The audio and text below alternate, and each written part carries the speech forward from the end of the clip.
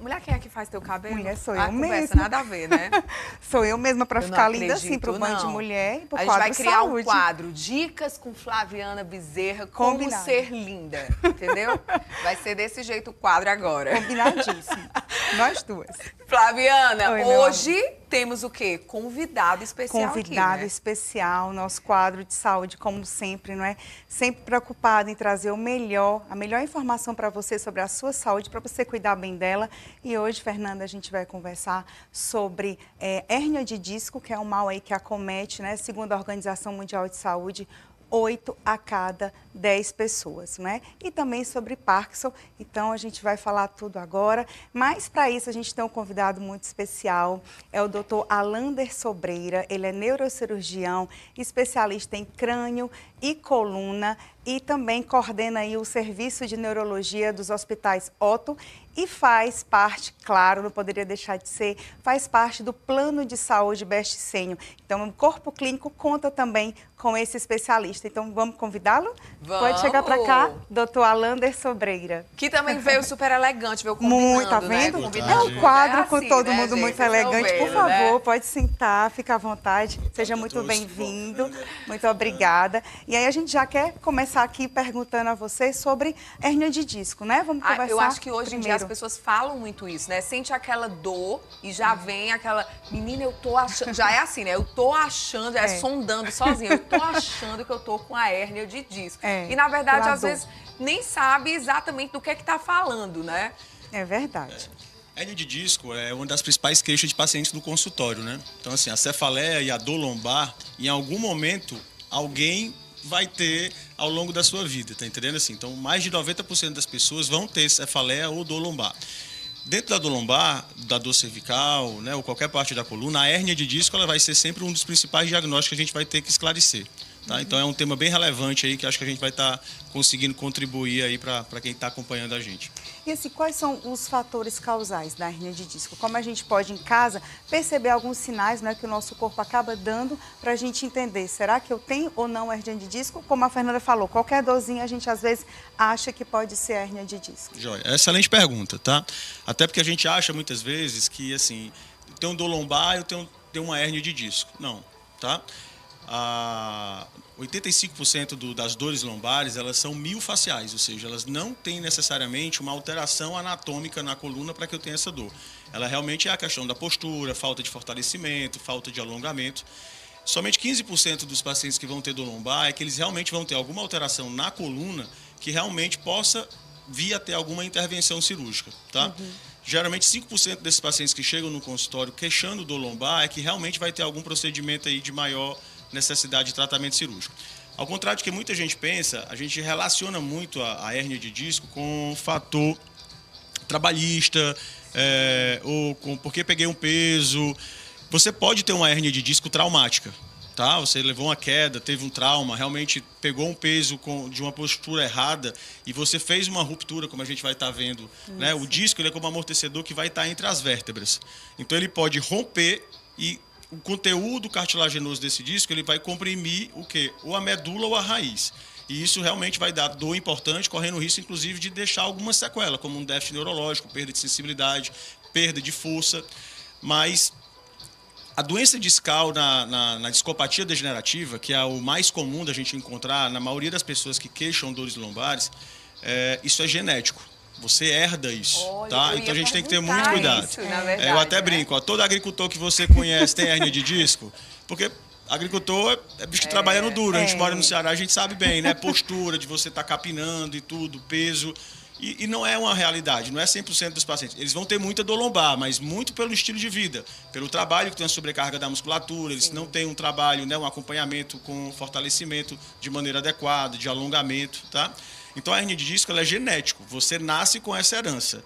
Agora, claro que aí, acredito que a próxima pergunta você vai estar falando, o que eu posso corroborar para evitar que a minha genética eu agrave o sintoma ou eu consiga viver a vida sem estar tendo tanto sintoma. Então, assim, óbvio que os fatores de risco somado ao que a gente herda, né, eu sempre brinco assim, brinco mais uma verdade. 50% é o que eu herdo genético, os outros 50% Deus colocou nas nossas mãos. Né? Então, a responsabilidade que eu tenho com o meu corpo, com o que eu como eu cuido dele, né? Isso é extremamente importante. Então, obesidade, tabagismo, sedentarismo, né? Você fazer sobrecarga de peso de maneira não adequada, existem posturas corretas da gente se abaixar, né? Tem até vídeo às vezes que a gente vê o pessoal ensinando como se abaixar para pegar um garrafão d'água. Isso é bem comum a gente pegar dentro de consultório, fui pegar o garrafão d'água, travei, não consegui mexer, né? Então isso pode acontecer. Na imensa maioria não é hérnia de disco, foi uma contratura muscular que vai resolver com anti-inflamatório, fisioterapia, tá? E sobre o tratamento, quais são os mais indicados no caso de você foi lá, com o senhor, fez a consulta, diagnosticou que tem hérnia de disco? Qual a melhor linha de tratamento? Outra coisa que eu gosto sempre de falar, assim, eu não trato ressonância. Para eu dar um diagnóstico de uma hérnia de disco, o melhor exame é uma ressonância, tá? A tomografia é bom para ver a parte óssea. Mas o disco, o ideal é a gente fazer uma ressonância.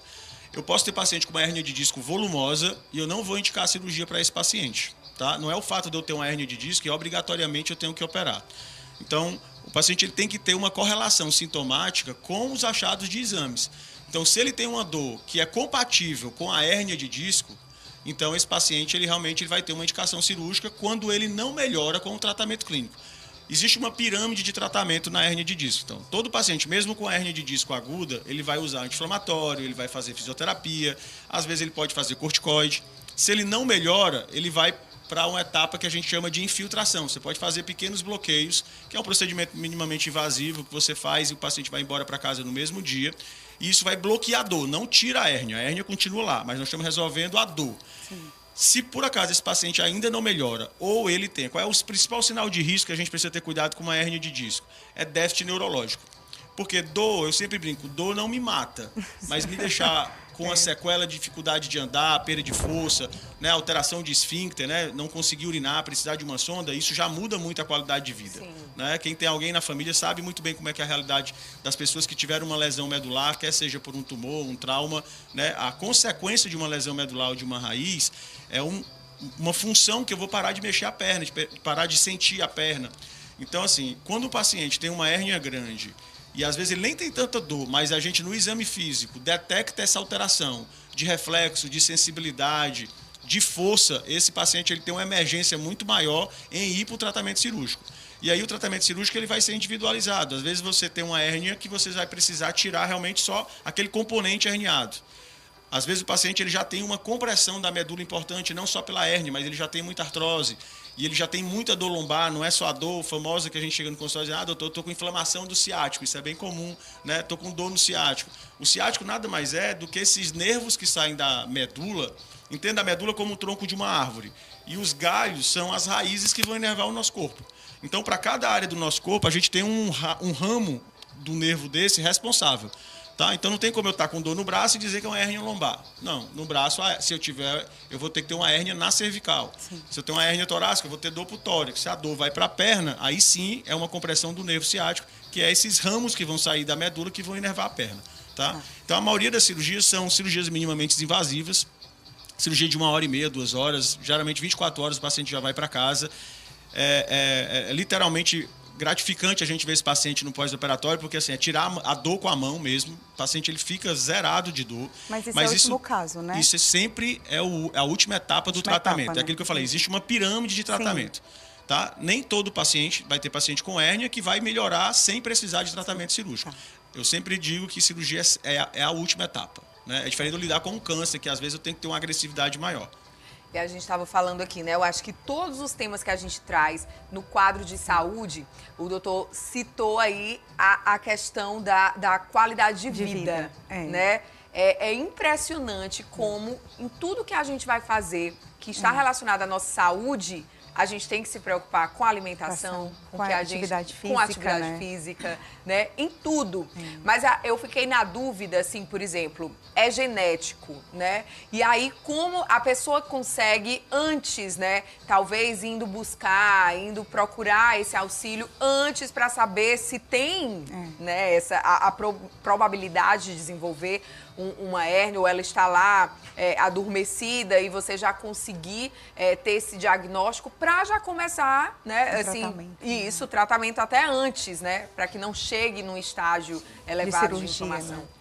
Né? Muito boa pergunta. Isso é uma coisa frequente também no consultório. Às vezes o paciente não sentir nada e procurar um neurologista, um neurocirurgião, para dizer assim, eu queria fazer um check-up neurológico, tá? Então, assim, na neurologia, na neurocirurgia, a gente não tem esse check-up neurológico, essa necessidade se você não tem sintoma, exceto quando você tem parentes de primeiro grau com aneurisma cerebral ou malformação vascular. Aí você tem realmente uma indicação de fazer um screening nesses pacientes, de fazer uma angiorressonância para detectar um aneurisma, que é uma patologia gravíssima, mas fica esse tema para a próxima, para a gente não se estender, que precisa realmente fazer um exame preventivo para que a gente detecte antes dele romper, tá? Que aí seria uma das causas de AVC, como você tinha comentado no começo, assim, que a gente poderia até falar depois.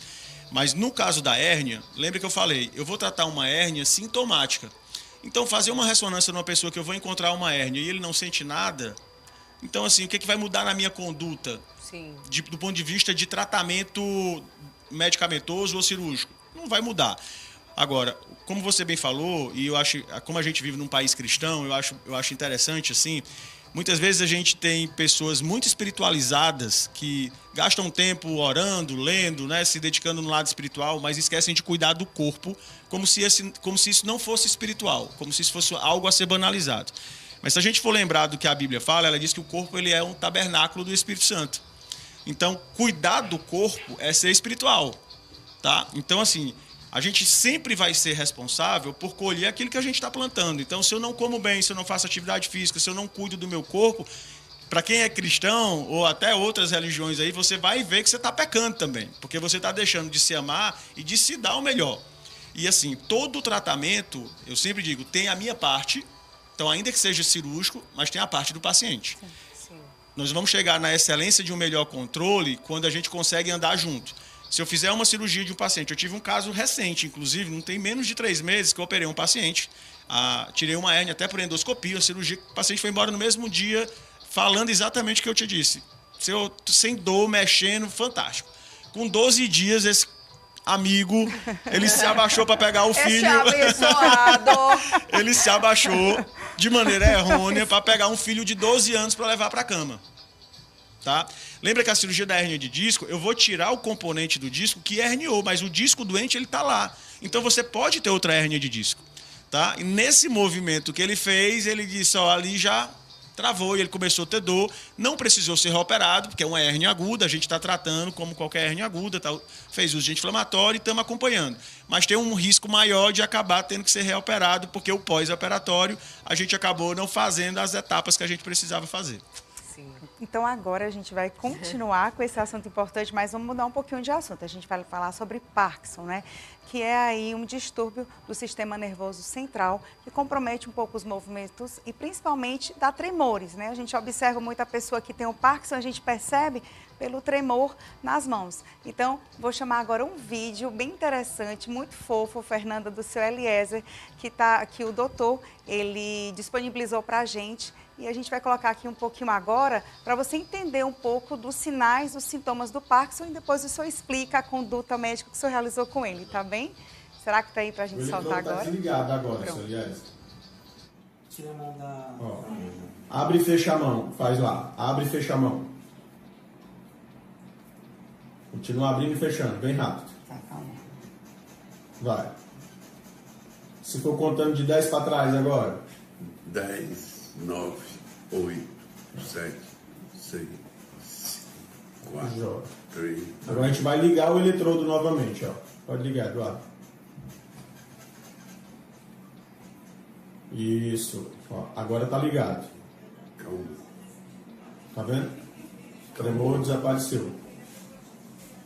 Ok? Abre e fecha a mão. Conta de 10 para trás. 10, Abre a mão, abre bem a mão. 8, 7, 6, 5, 4, 3, 2, 1. Ponta do dedo na ponta do nariz. Excelente. Muito lindo, né, gente? Olha, mas a gente pode ir para o intervalo rapidinho e a gente volta falando desse assunto para a gente começar a explicar melhor sobre o que a gente acabou de assistir aí, tá? É daqui a pouquinho, não sai daí.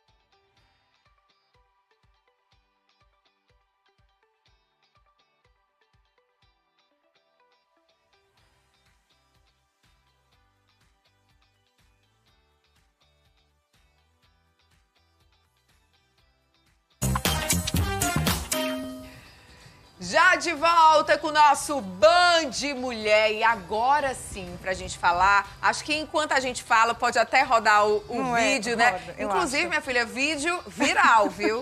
Doutor, minha filha, tá pensando o quê?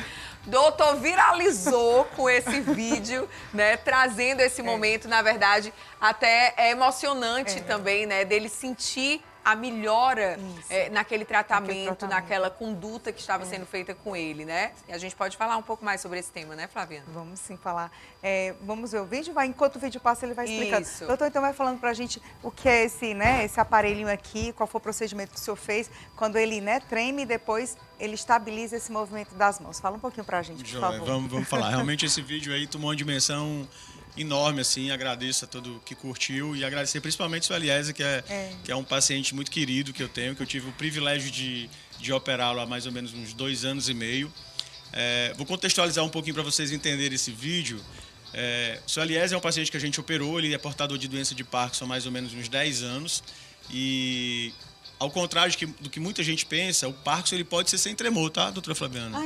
Nem sempre porque você não treme, não quer dizer que você não tenha Parkinson. Você pode ter Parkinson sem tremor. Então, a doença de Parkinson é uma doença neurodegenerativa, crônica, que infelizmente a gente ainda não tem cura, onde os principais sintomas, que a gente chama sintomas cardinais, são tremor de repouso, tá? É aquele tremor que inicia geralmente unilateral, ele não começa geralmente nas 2 mãos, ele é um tremor de extremidade. Você tem muita rigidez, vai tendo dificuldade, lentidão de movimento, tá? E alteração da marcha. O paciente começa a ter desequilíbrio. Muitas vezes o paciente ele não tem um tremor, mas ele já chega no consultório com dificuldade para andar, com desequilíbrio, falando de quedas de repetição. Então, no exame físico, você tem algumas manobras, algumas provas. Não é exame de imagem que a gente diagnostica, tá? Então, não é uma ressonância que vai dar o diagnóstico de doença de Parkinson, mas ele é um exame importante que complementa o nosso raciocínio no diagnóstico. Outra coisa também que é importante é no tratamento da doença de Parkinson, somente 15, 20% dos pacientes é que vão ter indicação cirúrgica. Então, a cirurgia também não é para todo mundo. Então, igual a hérnia de disco lá a gente falou, não é porque eu tenho hérnia de disco que eu tenho um tratamento cirúrgico. No Parkinson também, não é porque eu tenho doença de Parkinson que eu vou precisar de cirurgia, tá? Existem critérios, é importante você estar procurando realmente uma avaliação neurológica, neurocirúrgica, para ter uma equipe multidisciplinar, porque o paciente com Parkinson ele vai ter essa necessidade de acompanhamento, né? Ele é um paciente que precisa de fisioterapia, de fono, de psicologia. Então, não é só o médico, né? Tem todas essas áreas que são complementares para estar ajudando no tratamento desse paciente, quer seja paciente cirúrgico ou não. Esse vídeo, o seu Eliezer, ele chegou no consultório para mim e achou que o aparelho não estava mais fazendo efeito. Então, ele chegou um pouquinho frustrado, achando que o tremor já estava voltando.